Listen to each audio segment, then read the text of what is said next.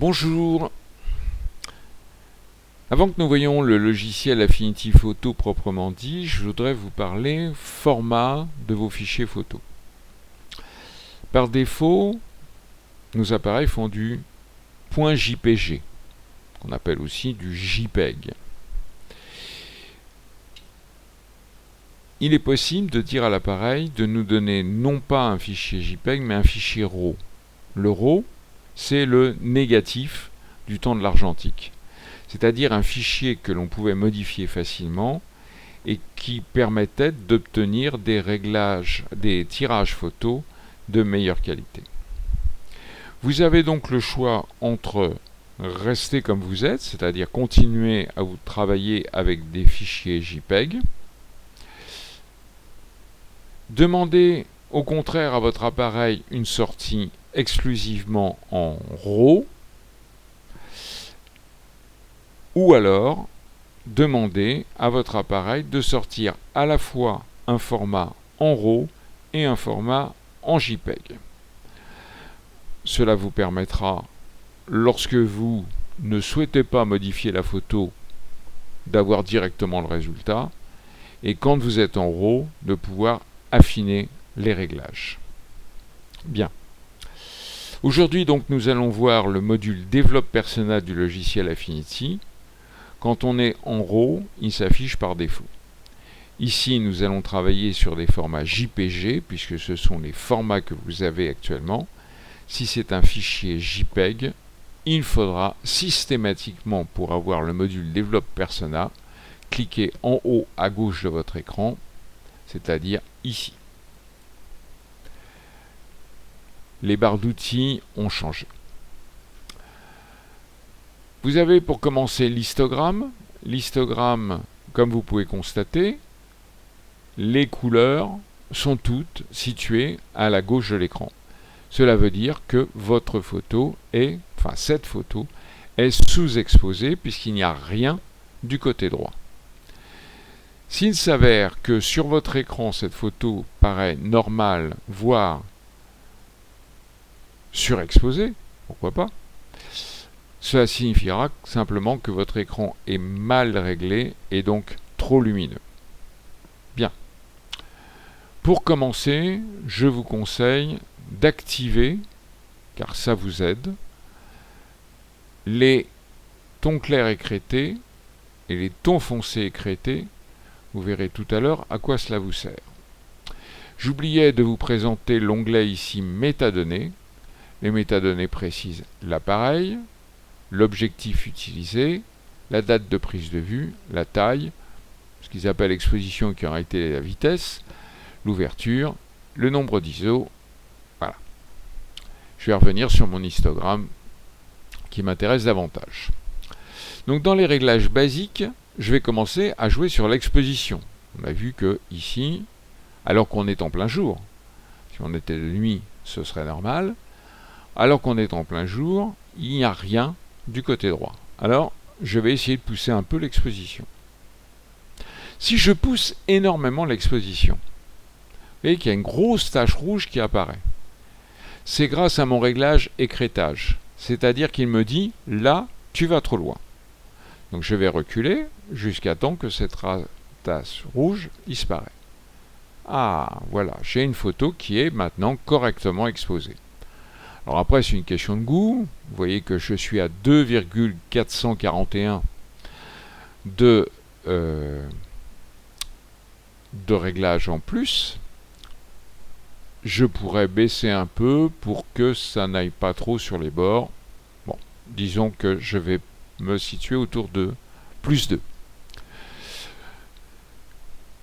De la même façon, vous voyez qu'ici, il y a des taches bleues. C'est-à-dire que il y a des zones où le noir est trop important. Alors vous avez ici un réglage qui s'appelle le point noir et qui va vous permettre de faire disparaître ces alertes bleues. Donc si je faisais ça, vous voyez que j'aurais énormément plus d'alertes. Là j'en avais très très peu. Je vais reculer. Voilà. Elles ont à peu près disparu. Bien. Je vais en profiter maintenant pour vous donner quelques astuces de raccourci clavier, parce que c'est souvent plus pratique que d'aller utiliser les menus qui sont complètement en haut de votre écran. Alors, si je veux zoomer dans mon image, il suffit que j'appuie sur la touche CTRL et que je tourne la molette. Bien sûr, je pourrais déplacer ma photo. Si je veux dézoomer, je vais faire CTRL et je vais manipuler la molette dans l'autre sens. Bien. Pour annuler une opération, il suffit que j'appuie sur la touche CTRL Z. Imaginons que je fasse ceci. Voilà. CTRL Z, ça annule le dernier réglage. Si je veux rétablir, en me disant d'un seul coup que finalement le réglage précédent était très bien, il suffit que je fasse CTRL SHIFT Z. Je reviens à CTRL Z. Je précise que tous ces raccourcis clavier seront mis dans la description de façon à ce que vous les ayez toujours en mémoire. Vous pouvez aussi avoir sélectionné une zone, et pour désélectionner cette zone, il suffira de faire CTRL D. Pour l'instant, je suis sur l'outil main. Ici, vous voyez que, je ne sais pas si vous le voyez, mais en réalité, c'est un outil qui me permet de déplacer mon image. Mais on n'est pas toujours sur l'outil main. Et donc, si vous voulez déplacer votre image, il suffit d'appuyer sur la barre d'espace et de cliquer droit, ce qui va vous permettre de bouger, et ce, quel que soit l'outil que vous avez. Vous voyez que je ne sais pas si... Enfin bon. Vous pouvez constater également que dans la partie basse droite de votre écran, vous avez tout ce que j'ai fait depuis le départ, ce qu'on appelle l'historique. J'ai défini le contrat, j'ai défini un point noir, j'ai défini l'exposition, etc., etc., etc. Au départ, j'ai activé, désactivé les tons clairs écrêtés, les tons foncés écrêtés, etc. Donc, à tout moment, je peux revenir en arrière. Un réglage qui était mieux... Là, je vais revenir complètement au début, sans aucun réglage, quand je me suis contenté d'activer les deux boutons qui sont derrière. Donc, on peut servir de l'historique pour revenir en arrière. Moi, je vais donc annuler le contraste, parce que ça n'a aucun intérêt. Je voudrais maintenant vous montrer la clarté. Alors la clarté, c'est pour les paysages quelque chose d'extrêmement intéressant. Alors, la clarté, voilà ici l'onglet clarté, et pour vous montrer bien les choses, je vais zoomer dans la photo. Donc je rappelle, CTRL, la molette, je zoome dans la photo. Alors, en réalité ici, j'ai un niveau de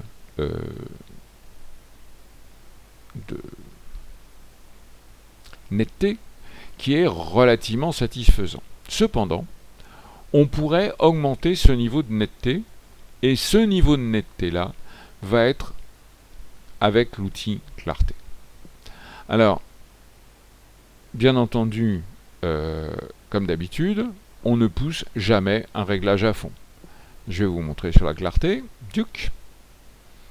Alors, oui, ça a augmenté énormément la clarté, c'est donc énormément augmenté la netteté, ce qu'on appelle le micro-contraste, mais très honnêtement, ça semble un peu exagéré. Dans la nature, il est rare que la netteté soit à ce point exacerbée.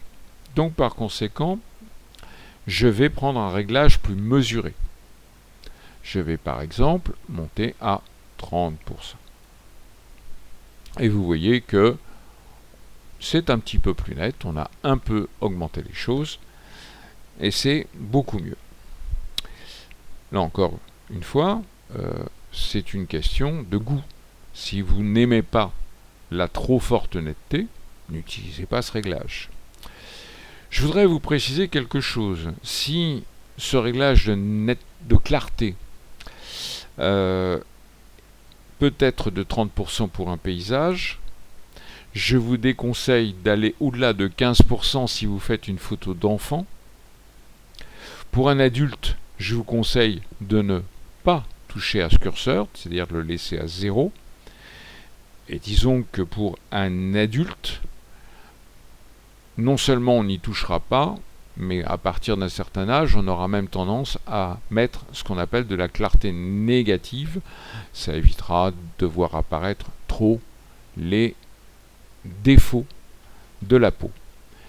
Bien entendu, comme je vous ai montré tout à l'heure que le 100% était quelque chose d'assez aberrant, quand vous utilisez, on le verra tout à l'heure, quand vous faites une photo de portrait, il n'est pas question non plus d'arriver à moins 100% parce que c'est pas joli, c'est pas naturel. Je reviens à mon 30%. Vous avez ici deux réglages. Le premier réglage, c'est le réglage de saturation. Alors la saturation, je vais dézoomer un peu sur ma photo. La saturation, là encore, je vais la pousser au maximum. C'est un petit peu exagéré. On a des orangés, du bleu. Bon, c'est pas normal. Moi, pour ma part, j'ai tendance à ne pas me servir de ce réglage de saturation. Par contre, je me sers souvent d'un réglage qui s'appelle la vibrance. La vibrance, permet d'augmenter la saturation lorsque sur des tons qui sont déjà peu saturés.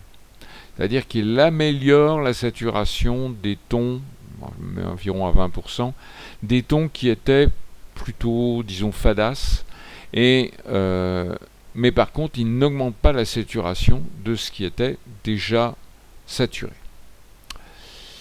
Voilà, nous avons fait ici les premiers réglages. Balance des blancs.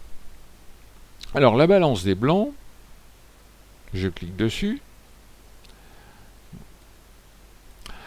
Balance des blancs, je vais pouvoir jouer sur la balance des blancs. Alors,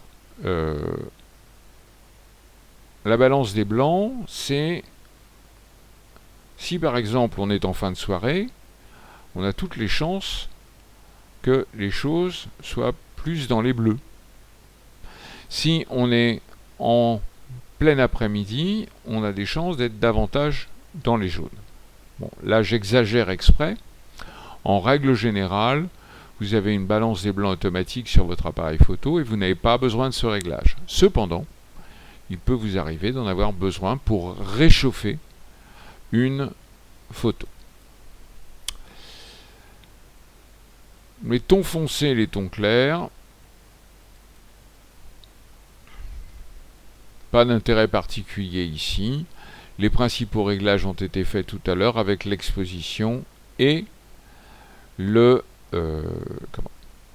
point noir. Si vous préférez, vous pouvez parfaitement non pas travailler sur l'exposition et le point noir, mais uniquement sur les tons foncés et les tons clairs. Voilà. L'onglet profil n'a pas d'intérêt particulier.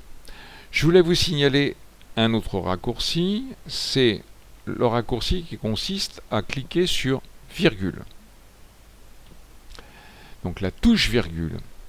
Vous voyez qu'ici, vous avez écrit avant, et ici vous avez écrit après. Donc ça c'est la photo avant correction, et ça c'est la photo après correction. Alors, pour voir sur tous les éléments de l'image, vous vous mettez à la jointure et vous déplacez. Donc vous voyez que ici on est très foncé, ici vous ne le voyez pas parce que c'est assez sombre, mais il y a moins, c'est moins net ici que ça ne l'est ici. Et voilà. C'est un outil qui peut être très pratique pour voir si vous allez dans le bon sens ou si au contraire vous êtes trompé. Je rappuie sur virgule une fois et une dernière fois. Bien.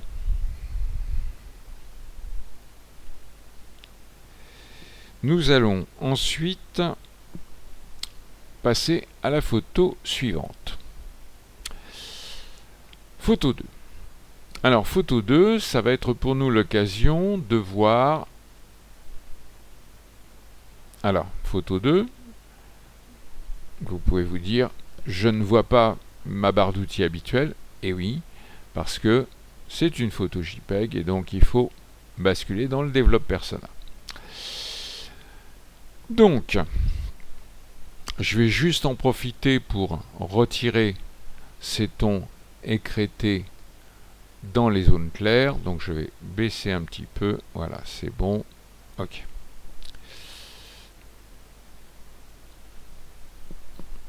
Alors, nous allons voir l'onglet Objectif. L'onglet Objectif, vous voyez déjà, première chose, il m'affiche l'objectif que j'avais utilisé. À l'époque, c'était un Tokina 11-16 mm. Je vous conseille systématiquement de cocher le profil d'objectif. Pourquoi? Parce que certains objectifs ont des déformations. Moins ils sont chers, plus en général ils déforment, et donc ça va vous permettre de corriger un peu la déformation naturelle de l'objectif. Objectivement, sur certains objectifs ça se voit très peu et c'est pas obligatoire. Donc je vais vous montrer. Voilà. Si vous regardez sur le côté droit de la photo ou sur le côté gauche à l'extrême, vous allez voir que selon que je coche ou que je décoche, il y a un très léger déplacement. Rien de catastrophique quand même, si vous ne vous en servez pas. J'ai pris cette image parce qu'il y a quelque chose qui s'appelle la réduction d'aberration chromatique. Alors, je vous explique ce que c'est que la réduction d'aberration chromatique. J'ai coché réduction d'aberration chromatique, donc il essaie de travailler sur l'image. Vous voyez que ce qu'on appelle la réduction d'aberration chromatique, je vais zoomer dans l'image. Ici, en fait, ces branches devraient être marron, comme celle-ci. Mais comme elles sont sur un fond bleu particulièrement éclairé, eh bien, elles apparaissent en bleu. Et pas forcément très joli. Donc, on essaye de supprimer l'aberration chromatique. Comme vous pouvez le voir, j'ai activé la réduction d'aberration chromatique et il ne s'est strictement rien passé. Alors on va essayer d'aller plus loin et d'éliminer la frange. Alors à éliminer la frange, eh bien il faut choisir la couleur sur laquelle on veut travailler.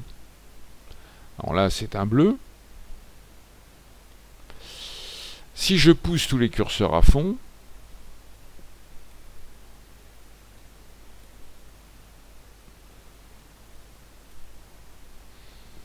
je n'obtiens pas grand chose.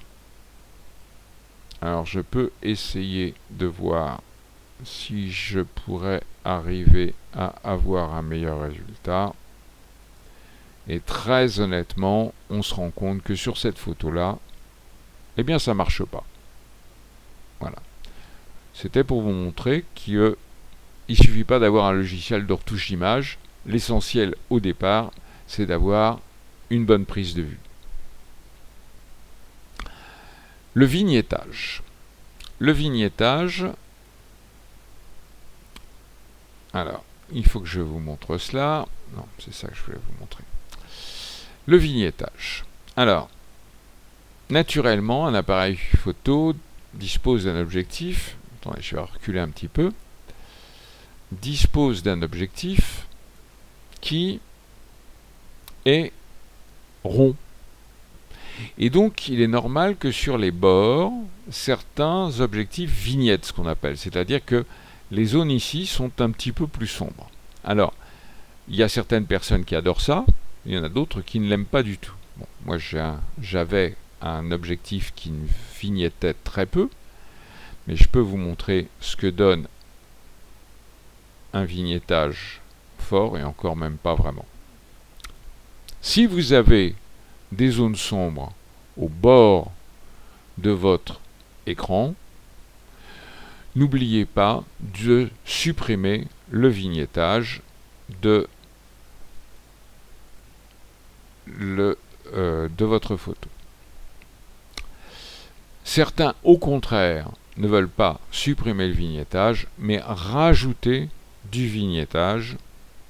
Bon, pour ma part, ce n'est pas un choix.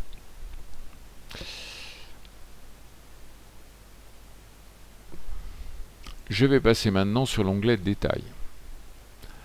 Affiner des détails, c'est augmenter la netteté de l'image. Si je zoome, voilà, on va se mettre sur l'arbre, je peux augmenter la netteté. Alors là encore, soyez raisonnable. Toujours la petite touche virgule pour voir le avant-après.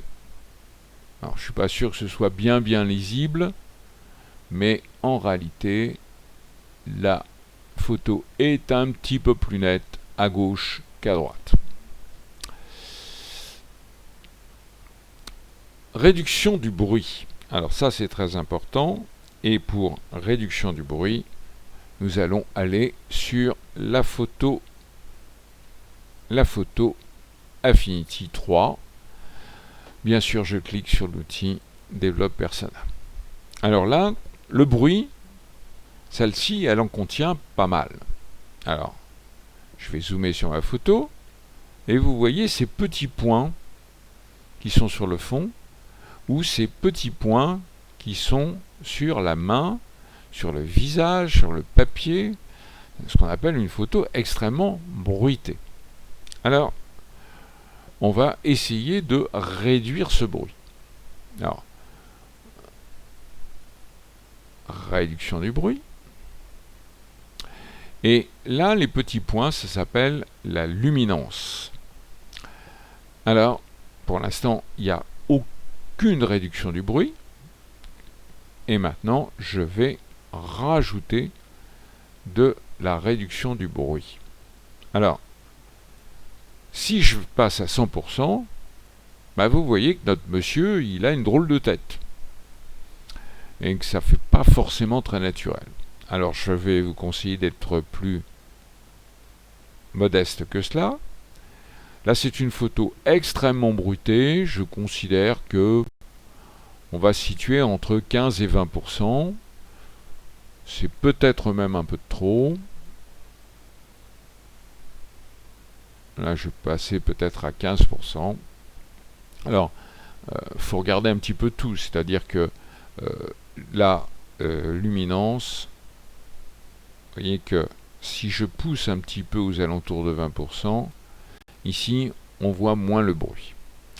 Alors, vous allez me dire, oui, mais quand même, ça fait une photo un peu bizarre. Bon, il faut dire que le monsieur fait une grimace, mais ça fait une photo quand même un petit peu bizarre. Je tiens à vous rappeler quelque chose. Cette photo, si vous l'imprimez, effectivement, c'est ce niveau de détail-là que vous obtiendrez. Vous êtes à 100%. Mais en règle générale, si c'est pour publier sur le web, vous allez avoir une photo qui va s'afficher au mieux à cette taille-là. Et là, très honnêtement, la tête du monsieur, qu'il y ait du bruit ou qu'il n'y ait pas de bruit, ça ne se voit pas. Je ne parle même pas de logiciels type de réseaux sociaux type Instagram où votre photo aura peut-être cette taille. Non. Bon. La réduction du bruit n'a strictement rien d'obligatoire. Si vraiment vous avez beaucoup de bruit, eh bien vous pouvez travailler avec la luminance. Je trouve que le résultat est plutôt satisfaisant par rapport à tout à l'heure. La petite touche virgule pour faire le truc. Et là, vous voyez bien quand même que entre le côté gauche et le côté droit de la personne, il y a de grosses différences. Ensuite, virgule, virgule. Nous allons passer... Je vais revenir sur la photo 1 pour vous montrer l'onglet suivant, l'onglet ton. Je vais passer sur la courbe. La courbe, c'est simplement l'outil contraste. du réglage de base. Donc plutôt que de vous expliquer comment vous servir de cet outil qui est plutôt complexe, je vous conseille d'aller, si vous cherchez à avoir davantage de contraste, vous affichez l'onglet basique et ici vous avez contraste et vous allez travailler sur cet onglet contraste. Je reviens sur mon onglet ton. Il y a la possibilité bien sûr de transformer cette photo en noir et blanc. Il suffit de cliquer ici. Je trouve que le résultat est assez satisfaisant. Bien entendu, si vous voulez affiner cette photo, eh bien vous pouvez par exemple jouer sur le curseur rouge. Vous voyez que ma photo s'est globalement éclaircie ou foncée si je retire la dominante rouge. Je peux jouer sur l'onglet vert, etc., etc. C'est une question de goût. Bon, je ne vais pas tous vous les faire. Ça n'a pas d'intérêt particulier. Alors, quand on veut ramener un curseur à 0, on peut faire CTRL Z, on en a parlé tout à l'heure, mais on peut aussi double-cliquer sur le réglage et ça ramène tout au réglage par défaut. Bien, je veux pas de photo noir et blanc, donc je décoche. Séparation des tons. Alors, séparation des tons, contrôle molette arrière. On pourrait très bien imaginer que on veut une tonalité plus bleue, imaginons, dans le ciel. Le ciel est un ton clair. Eh bien, il suffira... Non, je ne vais pas mettre un ton bleu, je vais mettre du ton rouge pour que vous puissiez bien voir la différence. Voilà. Je voudrais que ici ce soit plus rouge que cela.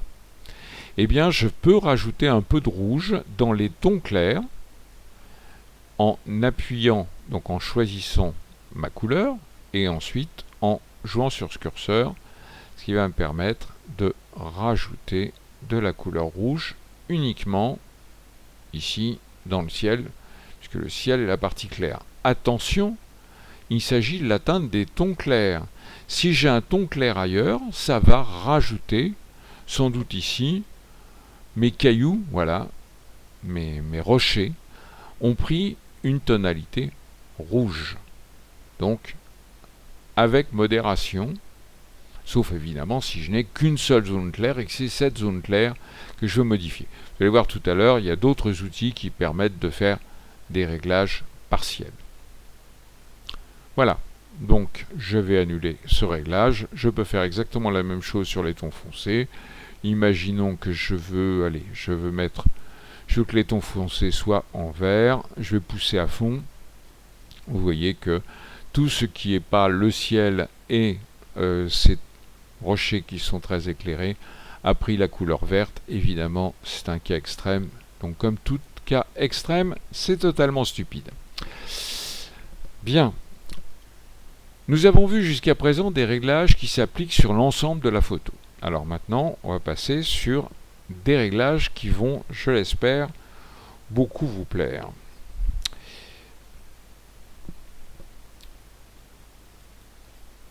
Affinity 4, cette photo, donc toujours le Develop Persona, cette photo, elle est sous-exposée. Alors, elle est principalement sous-exposée, mais elle a aussi des zones claires. Et encore, il y a des situations où vous aurez des photos encore plus contrastées que cela. Donc si je reviens sur l'onglet basique et que je pousse l'exposition, pour que ici ce soit correct, eh bien je vais pousser, voilà, ça y est, c'est correct, mais ici, c'est complètement sous-exposé. Même si je retire les onglets écrêtés, vous voyez que là, on a tout perdu, on voit rien, c'est une grosse tache blanche. Donc c'est pas intéressant du tout de faire cela. Donc je vais enlever mon réglage d'éclairage pour avoir ces nuages qui ne sont pas vilains. Alors il y a un outil qui va me permettre de travailler sur des zones. Cet outil s'appelle l'onglet superposition. Onglet superposition, ici vous avez un pinceau Vous voyez que quand je suis au-dessus, il me propose d'ajouter une superposition de pinceau, et ici d'ajouter une superposition de dégradé. Alors, nous on va commencer par la superposition dégradée, parce que c'est un outil très facile à mettre en œuvre, et pas fatigant et pas problématique du tout. Alors, je clique sur cet outil. Vous voyez que mon curseur a changé un peu de tête. Je sais pas, oui, vous le voyez mieux comme ça. Et donc, ce que je veux, moi, c'est éclaircir cette partie. Alors, je pars de là. Et je lui dis, je veux que tu m'éclaircis toute cette zone. Alors, vous voyez que ici, c'est devenu rouge, très rouge, et qu'ici, c'est à peine un petit peu rouge. Parce qu'en fait, ça va être un réglage progressif. Donc, il m'indique la zone que j'ai décidé, sur laquelle j'ai décidé de faire un éclairage, et il m'indique par sa tonalité rouge la puissance avec laquelle il va faire cet effet. Je reviens sur l'onglet basique, et cette fois-ci, j'augmente l'exposition. Exposition qui, encore une fois, ne va jouer qu'à l'endroit que nous avons sélectionné. Donc, je clique sur exposition. Pour l'instant, il ne se passe rien. Voilà, ça apparaît. Et j'ai un résultat qui me paraît tout à fait satisfaisant. Vous voyez que j'ai gardé cet effet, j'ai gardé mes nuages, mais que j'ai aussi un bon éclairage sur les rochers qui sont sur le côté. Alors, vous allez me dire, oui, mais j'aurais peut-être aimé aussi que ce rocher soit correctement éclairé. Alors, vous pourriez refaire un deuxième réglage de superposition, mais vous allez vous retrouver à éclairer aussi un peu la mer, et ça va faire un effet bizarre. Alors vous avez un autre outil. Alors, je vais annuler le travail que j'ai fait, CTRL Z, CTRL Z, voilà. Je vais revenir dans l'onglet superposition, et cette fois-ci, je vais choisir un outil qu'on appelle le pinceau, une superposition de pinceau. Il est temps de vous montrer ici, mon pinceau, que vous voyez là, est de 500 pixels. Je peux le rendre plus petit ou plus grand. Je clique dessus, je pourrais taper le nouveau chiffre à la main. Je veux un pinceau plus petit, par exemple à 200 pixels. Mais je peux aussi me contenter de cliquer dans ce champ, de cliquer à côté, et d'aller vers la gauche, ça va baisser mon nombre de pixels. Vous voyez que là, je suis à 371 pixels. Ou de maintenir mon clic vers la droite et de monter à 986 pixels, enfin 997 en l'occurrence. Bon, je vais voir, 747 c'est quand même beaucoup, 650, allez, 565, oui, allez, ça va être bon comme ça. Vous voyez donc, pour l'instant, j'ai rien fait d'autre, j'ai un cercle avec un plus au milieu. Donc, je vais choisir les zones que je veux éclairer. Donc, et je vais essayer de ne pas déborder. Donc, comme tout à l'heure, le logiciel va m'indiquer par une couleur rouge les zones sur lesquelles va s'appliquer l'effet que je recherche. Alors, vous voyez que là, c'est bon. Hop, hop, hop, hop, hop. Voilà. Et puis, je vais ici faire la même chose. Alors, ici, il manque quelque chose. Voilà. Et voilà. Et puis là, pas fait. Là non plus. Enfin, pas bien fait. Bien. vous pouvez, par erreur, avoir sélectionné une zone qui n'est pas intéressante.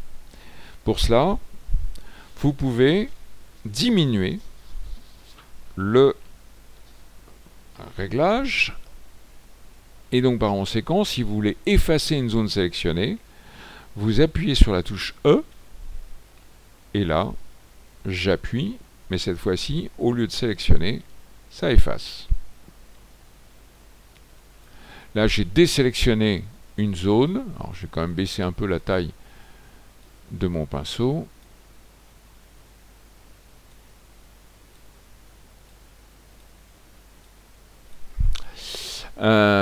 Et là, vous voyez que j'ai désélectionné une petite zone. Donc, je veux reprendre ma sélection. J'appuie sur la touche B.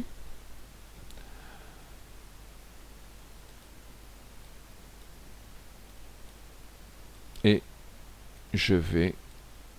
Bon, j'aurais aussi vite fait de taper directement le chiffre dedans.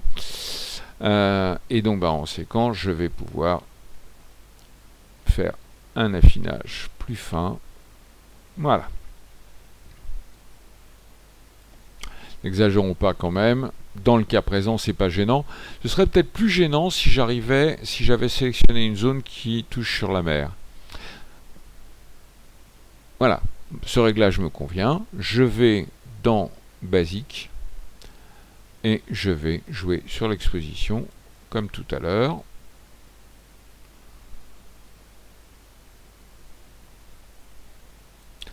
Alors, vous pouvez constater une chose, c'est que les débordements... Alors d'abord, soyez modeste dans vos réglages, et d'autre part que c'est un petit peu bizarre ici. Alors, ce qu'on va faire, c'est qu'on va... Vous vous souvenez de la fameuse touche E pour désélectionner. Et donc, je vais désélectionner les zones où je considère que, franchement, c'est très exagéré et que cet effet n'est pas naturel du tout.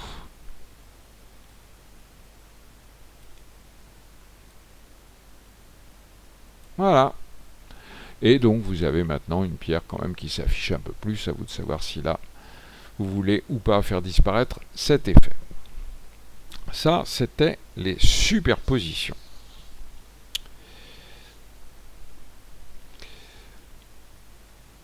Alors, nous allons passer maintenant au recadrage. Alors, le recadrage. Dans le recadrage, nous allons basculer du côté droit, nous avons tout vu du côté droit, au côté gauche. Le recadrage, c'est cet outil. Alors, ici vous avez écrit sans contrainte. Si je veux, si je laisse ce réglage sans contrainte, ça veut dire que je peux faire ce que je veux. Voilà. Je peux sélectionner uniquement cette partie-là. Franchement, c'est un peu bizarre. Vous allez avoir du mal à avoir un tirage papier qui fait ce format-là. Donc, CTRL Z. En règle générale, je vais mettre une contrainte, et cette contrainte, c'est de garder les proportions d'origine. Donc cette fois-ci, si j'essaie de réduire ma sélection, par exemple pour éliminer la petite cochonnerie qui est sur le côté gauche, eh bien je vais garder le format de ma photo. Je peux aussi cliquer à l'intérieur de ça pour avoir précisément mes personnages sur une ligne de tiers. C'est une possibilité. Je vais faire Enter. Tout va bien. Mais vous pouvez constater... Alors, je vais vous montrer autre chose. Outil recadrage toujours. Vous pouvez très bien décider de changer le format de votre photo. Pré-réglage. Vous avez ici un certain nombre de réglages qui ont été rentrés. Il y a des gens qui aiment bien les formats 16/9. Le format 16/9, c'est le format de votre écran de télé. Vous pouvez aussi aimer les formats carrés. Ce sont les formats notamment qu'on trouve sur Instagram. Si je veux un format carré, vous voyez que ma sélection a changé. Et donc je vais choisir la partie qui m'intéresse. Bien. Enter. J'ai mal fait ma sélection. CTRL Z.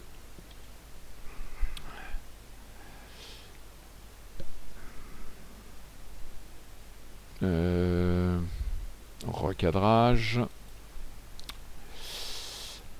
Je rechoisis 1. Voilà. Donc je vais mettre ça ici. Hop. Éventuellement. Hop. Hop. C'est bon. Enter. Bien. Je ne sais pas si vous l'avez remarqué, mais en l'occurrence, il y a une chose qui n'est pas possible dans cette photo, c'est que l'horizon est toujours rigoureusement plat, ce qui n'est pas le cas ici. Donc en l'occurrence, on va redresser cette image. Donc je vais prendre l'outil recadrage, et vous voyez que ici, il y a l'outil redresser. L'outil redresser va me permettre de lui dire la mer, c'est plat et c'est pas en pente. L'image a été redressée, Enter, j'ai maintenant un horizon qui est parfaitement plat. Vous voyez, donc j'ai choisi le niveau, je l'ai appliqué de part et d'autre de la mer, et j'ai obtenu ce que je voulais. Pour un bâtiment, je pourrais choisir sa façade si je pense que sa façade est droite.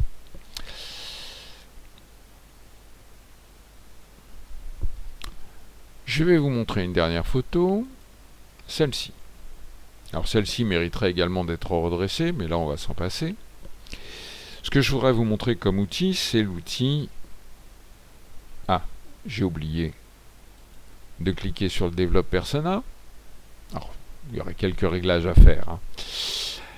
Mais là, ce que je vais vous montrer, c'est autre chose. Vous voyez qu'ici, il y a des choses qui peuvent vous gêner.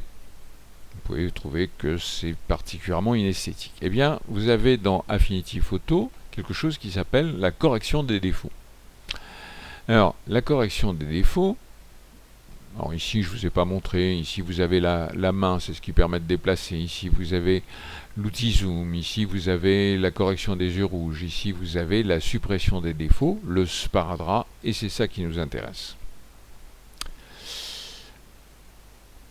Alors, pour l'instant, je suis sur 50 pixels. J'ai deux solutions. Ou c'est comme tout à l'heure, où je choisis une largeur, ou, donc là, je vais cliquer sur la chose que je veux faire disparaître, ou j'agrandis mon cercle avec, en cliquant sur un bord du cercle et en l'augmentant. Alors vous allez me dire, c'est assez curieux parce que le logiciel est allé chercher quelque chose de pas intéressant du tout. Ça ne fera pas naturel. Ce qui va être recopié ici ne correspond pas à ce que je voudrais. Mais non, parce que de temps en temps, le logiciel se trompe. Alors c'est très simple. Vous allez dans l'outil, dans la partie où que le logiciel veut recopier, et vous allez lui dire que c'est pas cette partie qu'on veut recopier. Donc vous cliquez dans ce cercle. Vous voyez que si je voulais, je pourrais recopier ça, aucun intérêt. Et vous lui dites, voilà la partie que je souhaite recopier, et vous lâchez. C'est bon.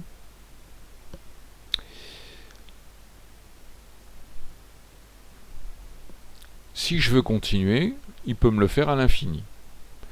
Alors, pareil, je peux lui dire ça. Je réduis cette fois-ci, parce que ce que je voulais simplement, c'était éliminer ce petit défaut-là. Vous voyez que ça marche. Ici, pareil. Bon, une bonne fois pour toutes, je vais réduire. Donc ici, tac, il a corrigé. Ici, tac, il a corrigé. Là, il s'est trompé.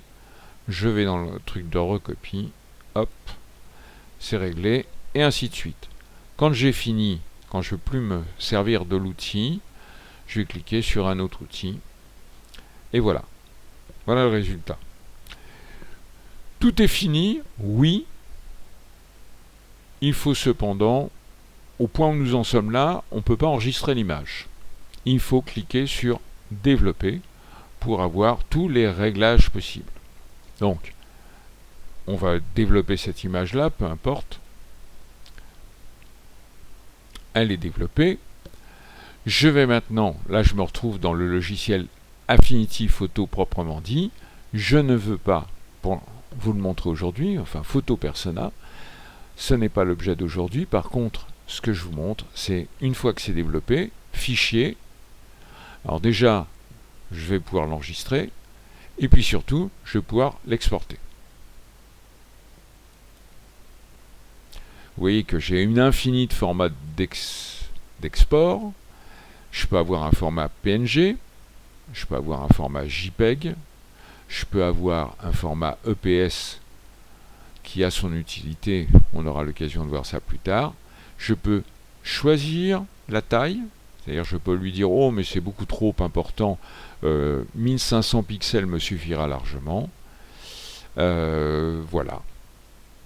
Et je vais, en cliquant sur exporter, il va me créer. Alors vous comprenez bien que si ici vous voyez qu'ici j'ai un fichier qui fait 10 mégas, ce qui fait quand même beaucoup, je pourrais parfaitement choisir une taille de 1000 pixels. Il a recalculé automatiquement la largeur et donc j'ai un fichier qui est tombé à 806K. Je clique sur exporter et c'est fini. Voilà, ce sera tout pour aujourd'hui.